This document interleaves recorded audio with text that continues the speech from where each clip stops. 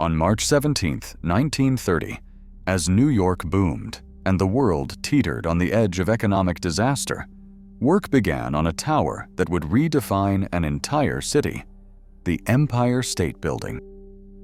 Everyone knew Manhattan's skyline was up for grabs, but no one expected two rivals, John J. Raskob and Al Smith, to risk everything to win the skyscraper race at the very moment Wall Street crashed. How did a gamble born in chaos become the symbol of American ambition, outpacing giants like the Chrysler Building and 40 Wall Street? The story behind the birth of the Empire State Building starts with a single, fateful decision, and the stakes were higher than anyone imagined. New York in the 1920s was a city in overdrive. The population soared by more than 1 million people in a single decade, climbing from just over 5.6 million in 1920 to nearly 7 million by 1930. Every block seemed to buzz with new arrivals, new businesses, and new ambitions. As the city's streets filled, the only way left to build was UP. Height became the ultimate symbol of corporate power. Companies weren't just fighting for tenants, they were fighting for the skyline itself, each story a public declaration of dominance. The skyscraper race ignited fierce rivalries. On one side, Walter Chrysler's namesake tower rose in Midtown, its stainless steel crown gleaming as the world's tallest, if only for a moment. Just blocks away, 40 Wall Street's developers boasted their own record-breaking plans, determined to outdo their rivals in both scale and spectacle. Each new blueprint promised to eclipse the last, as if taller buildings could guarantee a company's place in history. Developers and corporations poured fortunes into steel and stone, convinced that the right address, at the right height, would ensure eternal prestige. The skyline became a battleground, and New York's vertical explosion was fueled by a mix of population pressure, technical innovation, and a relentless hunger for status. In this fevered atmosphere, the question wasn't just who would build the tallest tower, but who would dare to dream even bigger. John J. Raskob saw no reason to aim low. In 1929, with the ink barely dry on Walter Chrysler's blueprints, Raskob gathered a small circle of financiers and made his ambitions clear: build higher, build faster, and build on the most coveted ground in Manhattan. He recruited Al Smith, the former governor of New York, whose reputation and deep city ties would prove essential.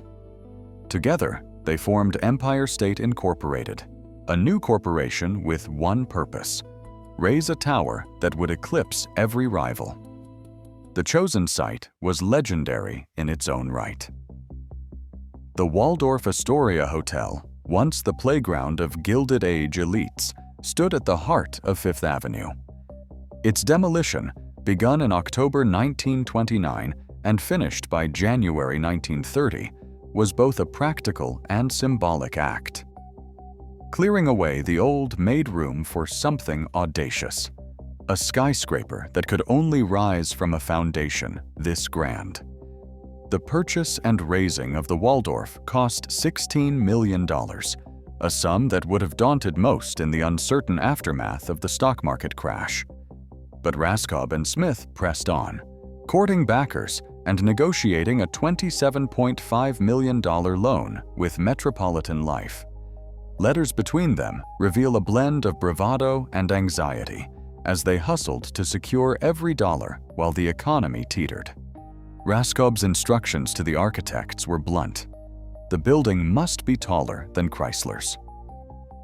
Smith, meanwhile, worked the phones and back rooms, leveraging his political capital to smooth regulatory hurdles and reassure nervous investors. By early 1930, the last traces of the Waldorf were gone, and Fifth Avenue's most ambitious gamble was ready to begin. March 17, 1930 dawned with a sharp wind sweeping down Fifth Avenue, banners snapping green and gold against the gray sky. Crowds gathered in coats and hats, drawn not just by curiosity, but by a need for hope. St. Patrick's Day in New York always carried its own pageantry, but this year, the city's Irish heart beat louder.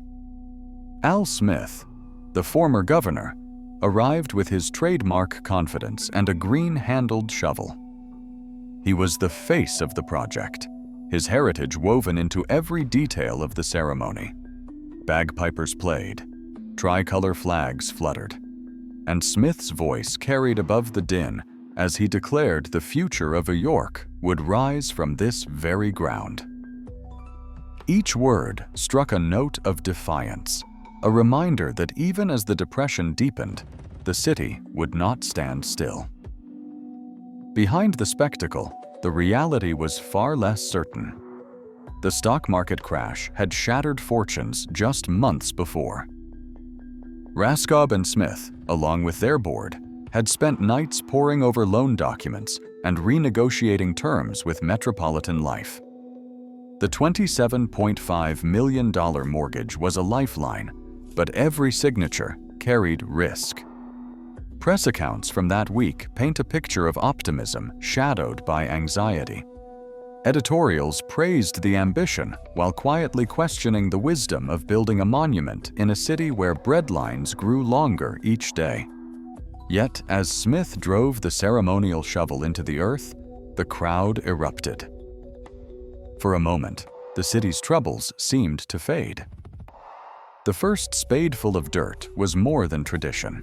It was a public promise that New York's spirit could not be broken. Construction would begin at once, with a deadline looming, and every dollar counted. Twice. The gamble had become real, and the Empire State Building's story moved from blueprint to bedrock. Steel began to rise from Fifth Avenue at a pace that stunned even seasoned builders. In the first weeks, crews assembled new floors almost as quickly as materials arrived, pushing the structure upward at an average of 4.5 stories per week. By the time the 102nd floor was set, only 410 days had passed since the first shovel broke ground, a world record for a building of this scale. Prefabricated steel sections, shipped in precise order, arrived each night and were hoisted by cranes before sunrise. Miniature rail tracks snaked across half-finished floors, delivering beams and bricks to wherever they were needed most. The real marvel was in the human choreography.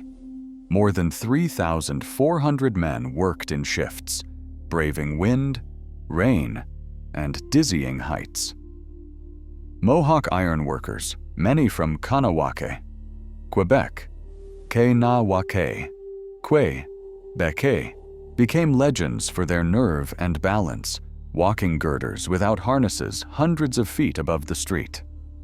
On lunch breaks, workers perched on beams with the city sprawling beneath them, their easy camaraderie captured in photographs that would later become icons of American grit.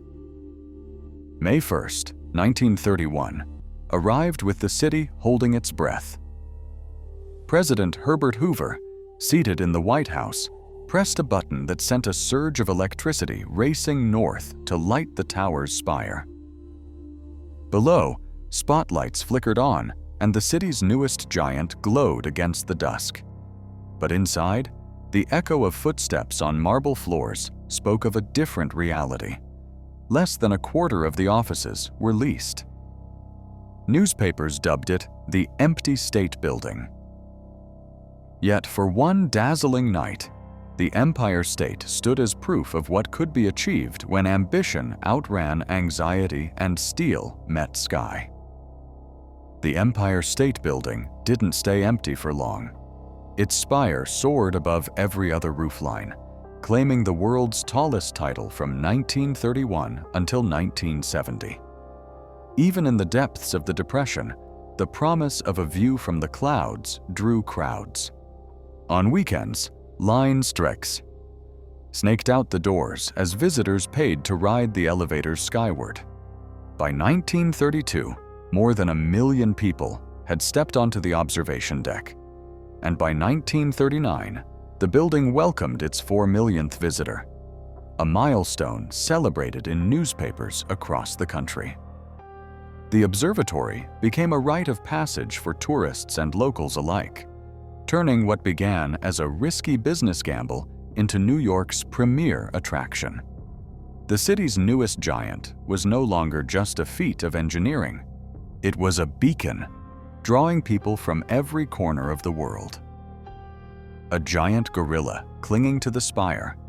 Few images have burned themselves into popular memory like King Kong atop the Empire State Building.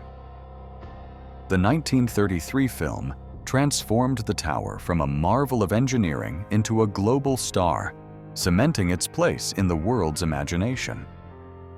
Over the decades, the building has remained a canvas for New York's moods and milestones.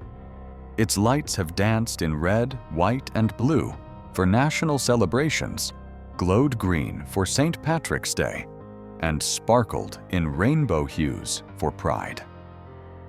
Far from fading into nostalgia, the Empire State Building has kept pace with the city itself. In the 21st century, a $500 million retrofit brought cutting-edge sustainability to its bones. New windows, efficient systems, and a renewed commitment to the future. From silver screen legend to green beacon, the building continues to reinvent what it means to be iconic.